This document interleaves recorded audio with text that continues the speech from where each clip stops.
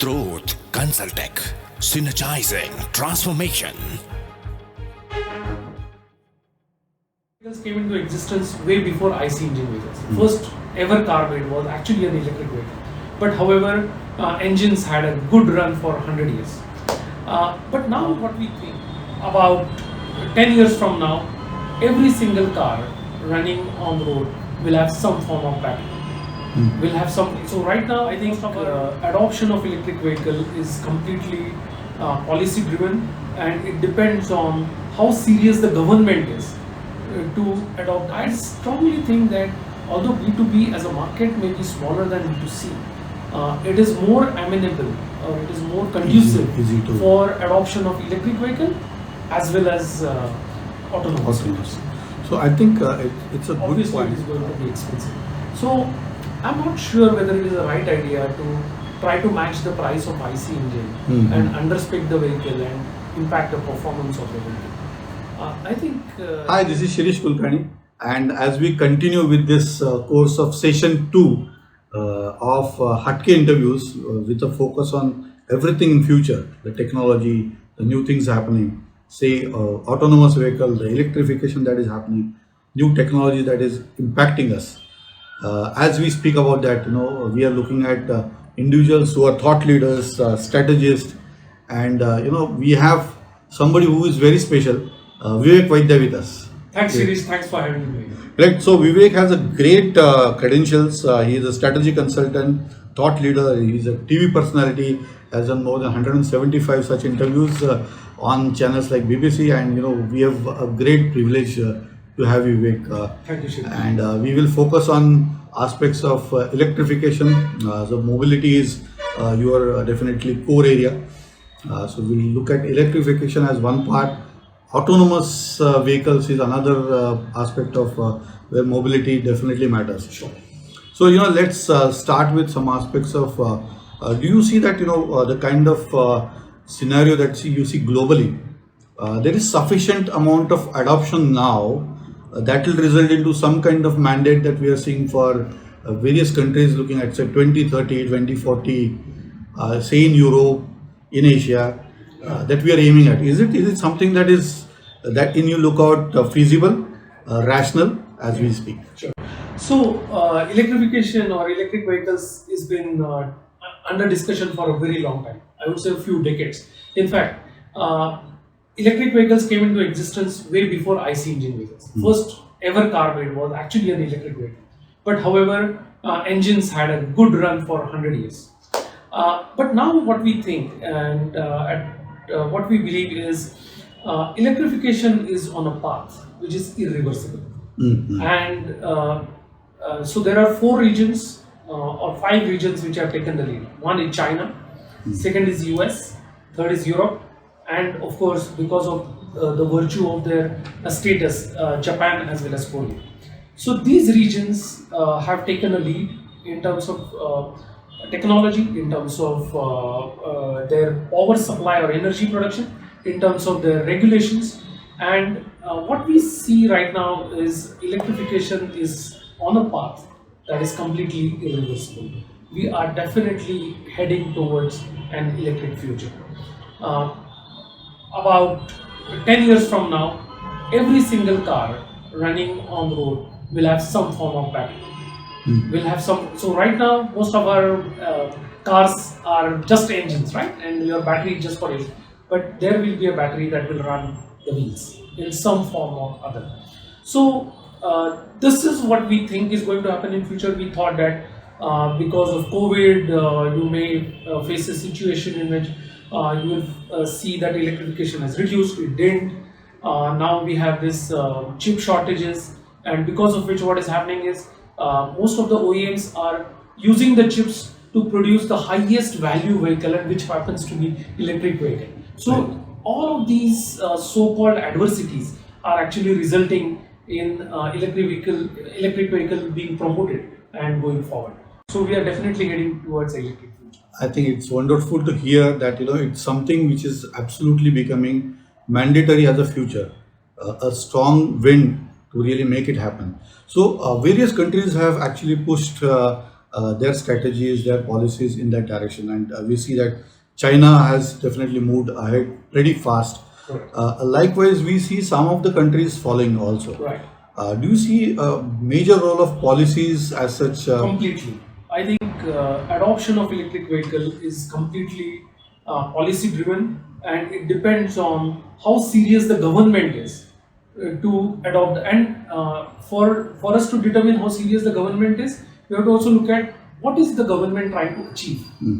And that is going to determine how serious they are, and that is going to determine what exactly we will see on the ground. So, for example, we were discussing about Scandinavian countries.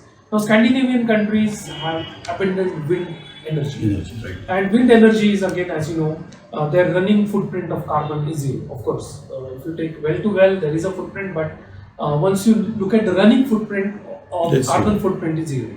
So, their idea is that if they are able to utilize the wind energy to power electric vehicles, then they are essentially getting rid of the carbon footprint in the transportation sector. And that's what they are aiming at. And that's why initially, when the electric vehicles were new and the price difference between IC engine and the electric vehicles was very high, they used to pay about almost close to 5,000 euros as an incentive to the customers. Of course, the incentive has come down, but now the adoption rate there is in upwards of 50-60%. Wonderful. And that's how the policy can make a real big difference in adoption. Similar is the case with China. I think it started off with their ambient air quality in Beijing and Shanghai and most of the other cities being bad, and that's where they wanted to have electric vehicle. They also have good access to lithium, and therefore they want to kind of leapfrog and dominate the next wave of technology, and that's why they have heavily focused on electric vehicles. So I would say it is completely depends on electric vehicle. Completely depends on what the electric vehicle policy is and how serious the government is to implement electric vehicles. Wonderful. I think I was just seeing some charts for Netherlands, Sweden, and Norway. It's almost more than 75% adoption has already happened. Though Exactly. the total number of vehicles Yes, in itself is kind of less as compared to larger countries. But I think, as you rightly said, that the policies are definitely going to govern the adoption. Taking adoption as thought further, not we will talk about the carbon footprint, their types as a separate topic. But how important is the role of an end user? We were talking about B2C and B2B scenarios, right? So adoption becomes a challenge when it comes to an end user, somebody who is going to have his own habits of riding, of electric vehicle against always comparing that it has to be apple to apple with the ICE engine. Okay. So do you, in your perspective, do you kind of see that adoption will be more effective in B2B kind of scenario or B2 end users kind of scenario? So I would differentiate between B2B and B2C customers. B2C customers are mainly driven by their perceptions, their idea of convenience, their habits, their usage, which tends to be unpredictable. For example, it's not a regular usage. They might use, let's say, a car to go to office for 3 months, and in 4th month they may take a trip to some other city. But the car that is purchased is designed for that city rather than the 3 months of usage within the city. So B2C decision making is not always rational. It is based on Subjective. some very subjective, some very self-image, some perceptions, some opinions from family members, which is very hard to predict and which is very hard to calculate ROI of. You can't really have ROI for everything that you do in an individual B2C scenario. Therefore, personally, I strongly believe that for electrification as well as for autonomous vehicles, B2B is the right stepping stone for multiple reasons. Number one, it is possible to prove or disprove an ROI. So it's a more rational decision making. You may have a certain type of usage which lends itself or which makes it easier for you to adopt electric vehicle, or you don't. There are only two cases. Secondly, because it is a more predictable, providing infrastructure, providing some other support mechanisms is easy, or training the driver is easy, and the resistance of the individuals is likely to be far less. Far less.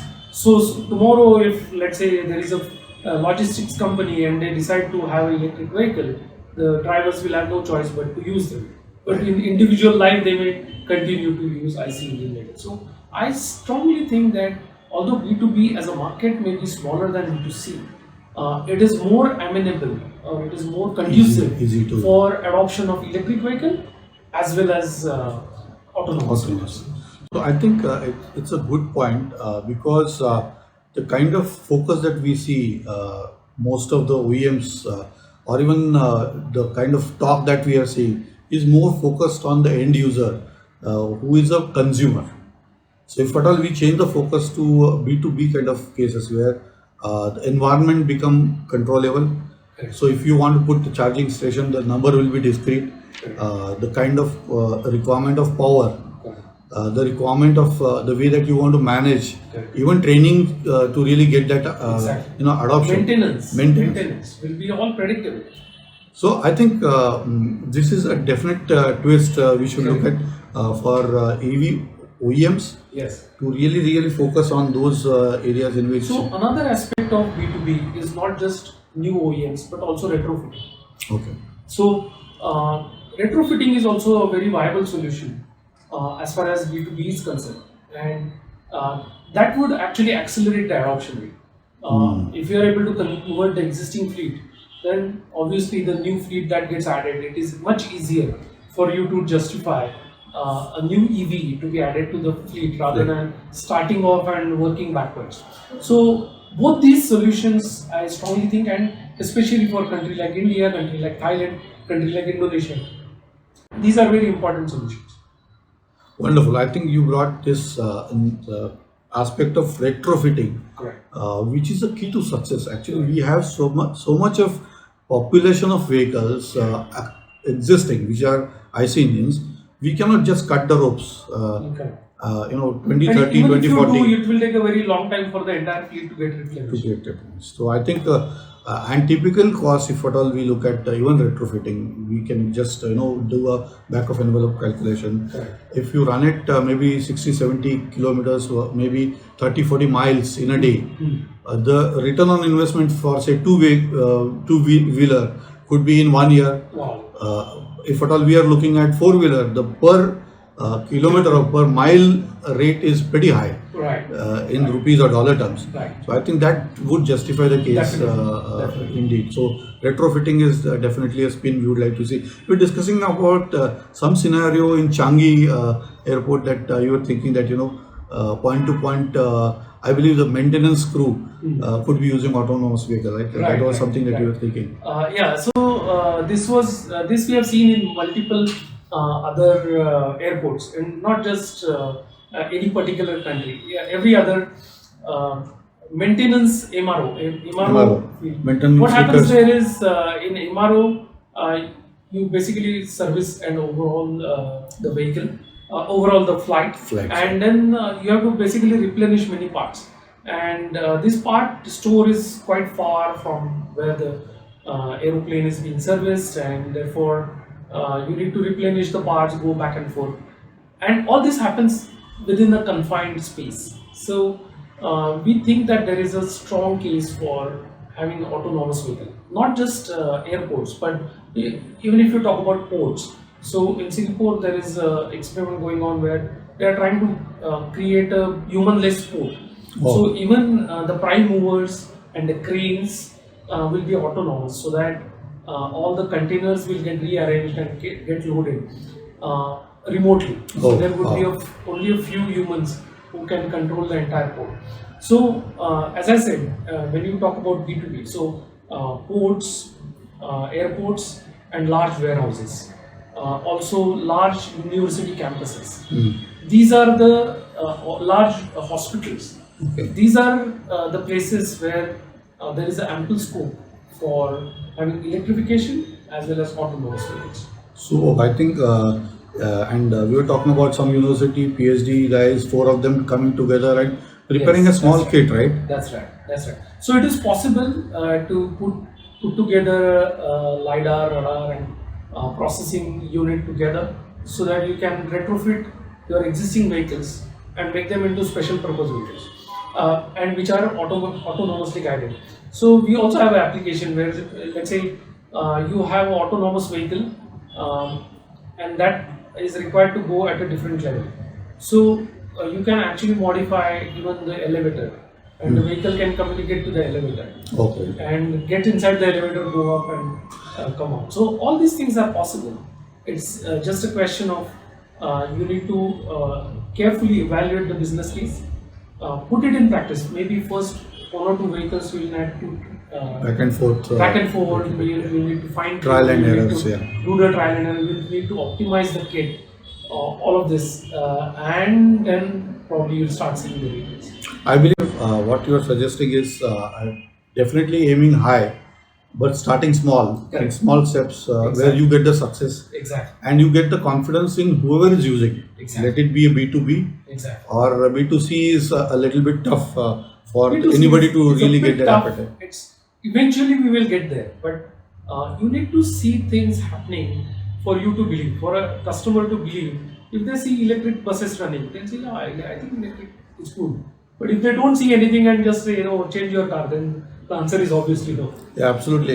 If we take a case of India itself, you started seeing a lot of two-wheelers as electric vehicles. Right. You're seeing a lot of four-wheelers also, maybe more on Tata Mahindra, Correct. which is a kind of a positive sign for Indian industry. Exactly. To be really converted into electric vehicle as a mode of transport. So if I see that 40,000 such vehicles are running for say Tata Motors, Right. it's a kind of a proving point in Very good itself. start. It's an excellent, promising start. I never imagined India will have such a big Big uptake application. of EVs. Now talking about aspect of pricing, price point, I believe still there is a good amount of challenge tussle between the OEMs to try to make it more and more price sensitive, lesser in price as far as the raw material is concerned. Maybe 40-50% of the price is batteries only, which has got some constraint of supply chain. But do you see that price point would move up and down, and that would impact adoption? Yeah, so I think for any transition, say if when you transited from Euro 1 to Euro 2, or Euro 2 to Euro 3, or Euro 5 to Euro 6, there is always an increase in price, because any environmentally friendly engine is going to be more expensive than the other engine. So if you look at it as a continuum, when you have a battery which is going to emit zero tailpipe emission, obviously it is going to be expensive. So I'm not sure whether it is a right idea to try to match the price of IC engine and underspec the vehicle and impact the performance of the vehicle. I think there will be electric vehicles will have a price differential till such time batteries are expensive. Battery prices are coming down rapidly, but it is going to be highly dependent on battery prices. So trying to artificially lower the price to match and woo the customer, I think in long term is not going to be useful neither for the consumers nor for the OEMs. So you need to make sure that you price the vehicle correctly and it delivers the correct performance, and you set the expectation and overachieve them. I think that is the right way forward. Right. So I think what I'm hearing is basically not to benchmark it always against IC engine. Yeah, that is the history now. We are entering a new technology in which a lot of changes are going to happen. Exactly. You see that the electric vehicle by design is say 75 to 80% efficient against the IC engine, which might be around 33 to 34. So, for example, if Tesla had benchmarked their product against a fast-selling, say, Corolla, they would have got nowhere. So, slowly they started out with Porsche and they came down up to the BMW level. Right. So, that's the way it is going to be, and that's the way it is also going to create aspirational image. See, nobody wants a poor man's vehicle. Absolutely. So, if I'm using an electric vehicle, I want to tell everyone that I bought an expensive vehicle, right? Right. So that is what will make me feel proud. So even as I said, B2C, there are a lot of considerations. So this is how One more. proud the customer feels is also one of the considerations. Kind of a perception in your mind. Self-image. Self-image, the aspirational value. Wonderful. Talking about the carbon footprint, I think you use that term called as well to well. Some people call it as a cradle to grave. Correct. I understand that that IC engines would have some different way that we can measure the whole, right from excavation, digging of the oil to really get it to there as fuel. While battery will have some kind of a different path. Correct. But do you, in your view, there are some different 4 classes of carbon footprint, right? And how does that get into different buckets as far as the way that you are evaluating that? Right. So I think the carbon cycle of battery will highly dependent on what the source of energy is, because manufacturing battery itself is no like it will have Its a own predictable footprint, but it will create more carbon footprint when it is in use, and that will all depend on what is the source of energy. If your source of energy is renewable, then the That is a footprint better of case. battery is lesser. If you are going to burn coal and charge the battery, and as we have seen in some cases that they use generator to charge the battery, that is the most worst case scenario to battery. You have worst of both worlds. So basically, direct footprint, then the footprint that comes because of energy supply, footprint that comes because of the supply chain, and footprint that is neither under your control and nor you can change it. So these are the 4 buckets. Out of which, what holds the key, and that's why we treat this as a leading indicator, is renewable energy policy. If a government says that they are very serious about electric vehicle, then their renewable energy policy is first thing that you need to scrutinize and see if are they providing any incentive for renewable energy. Is there any renewable energy policy? Is there any special focus on wind or solar or any other type of energy production that is zero carbon footprint? In the running, of course. Absolutely. So that is the leading indicator. If that is in place, then you can be assured of having a follow policy that will promote EVs. Wonderful. I think it's a good perspective for bringing and looking at the renewable energy aspect, because suppose we are actually using, and I know a setup where a solar panel takes care of the complete industry. Wow. For its electrification, as well as that person was having some couple of vehicles which are getting charged. Fantastic. No doubt about it that solar in itself, if you look at the solar panel, would require some kind of footprint, but that is given. Correct. But that's fixed. So that is fixed, invested. right? So that is a good perspective. Now scaling it up from say industry to a country, and we were talking about carbon credit. Correct. And policies where you have to pay for Correct. the carbon footprint that you are creating. Is that something that is coming? Yeah, that is in offing.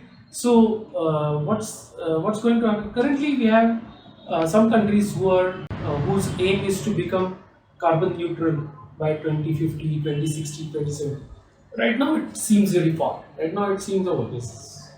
Maybe Might take some time. in our lifetime, we don't have to deal with it. But that's not the correct perspective, because what's going to happen is they are trying to move carbon from sustainability report to profit and loss. Wow.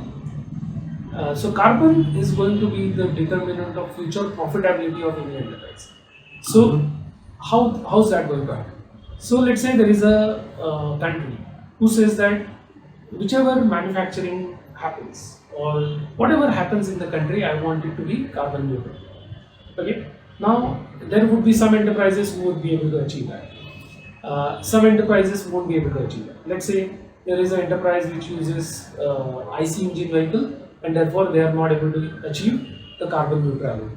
So they'll say, okay, no problem, you can't achieve carbon neutrality. So you have 2 options. You pay carbon tax, then you are fine. Then you pay additional tax to the government, or you buy carbon credits, which you have to buy from the market. So right now the carbon tax is low. So most of the companies just pay the carbon tax and say, okay, They're happy. They are carbon neutral. It's like whatever you have done is all taken care of. But over a period of time, the carbon tax is going to go up, And there are some enterprises who are saying, oh, we are going to save carbon and we are going to be a lot more greener than what we are required to be.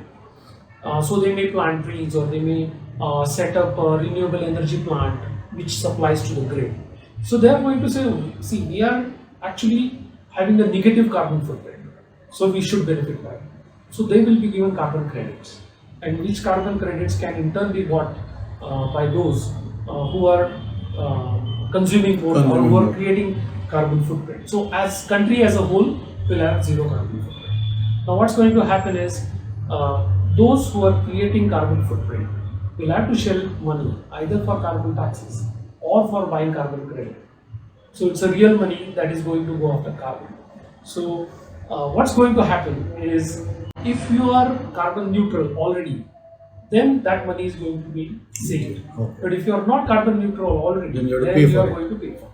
That's how carbon is going to become the determinant of your profitability. That's wonderful. I think it is how the carbon footprint in itself can become a deterrent. Yes, completely. To make sure that your enterprise that you have, and hence your country that you are trying to make it carbon neutral, is balancing it in itself, so that whoever is actually creating more, say, pollution or carbon, has to pay for whatever they are doing. So they are effectively paying for saving carbon through someone else. But of course, the company which is creating negative carbon footprint is also benefiting from it. So those who are creating carbon footprint are paying for projects that are going to save carbon, but through a exchange which allows you to deal with carbon credits. Wonderful, wonderful. Do you see any other, as we move along with larger enterprises, are they looking at some kind of special way that they want to bring something which is absolutely new into the market, so that it will impact and create some kind of a wave in, say, electric vehicle, or say in autonomous vehicles? Do you think that is something that is so as far as Indian markets, or I would say Asia Pacific markets in general are concerned, I think one thing that is severely under-tapped and not really talked about is connected cars. Okay. And this connected cars is a very powerful tool which I think is currently underexplored. So, for example, you use a car. When you start the car in the morning, does your car know where you are going? No, probably no. But does your smartphone know where you are going? Probably yes, because you put your calendars in your smartphone, and then the smartphone sends you reminder that Shirish, your meeting is so and so away, and there is a traffic jam, and therefore you should start now. So now just imagine that you combine the power of a smartphone and mobility of a car together, and then there are a lot of decisions that you will be able to make, or the car will actually become a lot more intelligent device, as intelligent or perhaps more intelligent than your smartphone. So that I think is severely under-tapped, and I don't see a reason why it should be under-tapped, because now you are using data almost for everything. Every subscription you get like 2 GB data per day, which you can never use. So I really see that it is something that is waiting to explode, where your car will have its own safety, car will have its own data, and car will have its own intelligence, which will guide you in terms of driving, which will guide you in terms of what you should be doing, making driving decisions, making purchase decisions. I think great. It's a use case that have been in thoughts, where you have a vehicle which is all connected to the insurance system, Exactly. to where your life support is, and you exactly know if at all there is a small accident, there will be a camera which will capture the damage. It will go as a prediction of what is the kind of expense. It is a third party, then it will get registered. You will find your vehicle also to a nearby garage where it could be getting repaired. I think it's a very powerful. Let's say if your airbags open, automatically your family and the hospital nearby or your doctor will be informed. About that. So that's like the ultimate, but that's not a I mean, pleasurable use case. There are many other use cases. So, for example, today you drive through the toll and the car pays for itself. Imagine same thing happens in your petrol pump.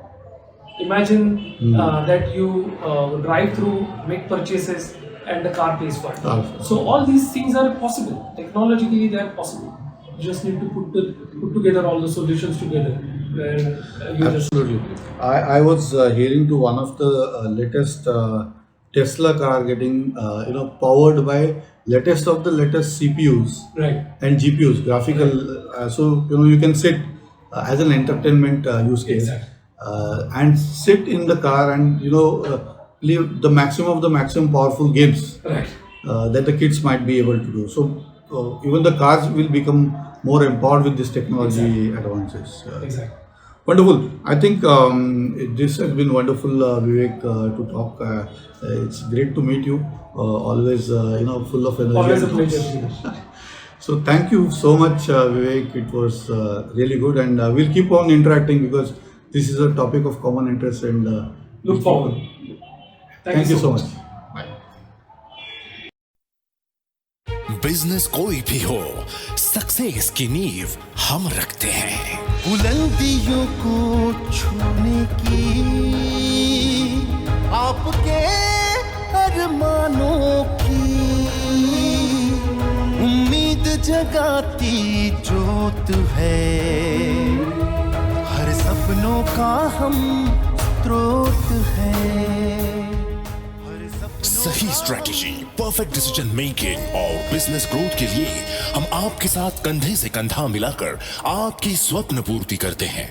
स्ट्रोट consultant, सिनर्जाइजिंग transformation.